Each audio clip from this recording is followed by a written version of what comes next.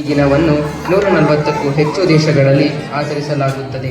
1972ರಲ್ಲಿ ವಿಶ್ವಸಂಸ್ಥೆ ಈ ದಿನ ಘೋಷಿಸಿತು. ವಿಶ್ವ ಪರಿಸರ ದಿನವು ಮಾನವ ಜನಾಂಗಕ್ಕೆ ಭೂಮಿಯ ಸಂರಕ್ಷಣೆಯ ಜವಾಬ್ದಾರಿಯನ್ನು ನೆನಪಿಸುವ ಒಂದು ಜಾಗತಿಕ ವೇದಿಕೆಯಾಗಿದೆ. 1972ರಲ್ಲಿ ಪ್ರಕೃತಿಯ ವರದಾನ ಸಂಪನ್ಮೂಲದ ಉಗ್ರಾಣ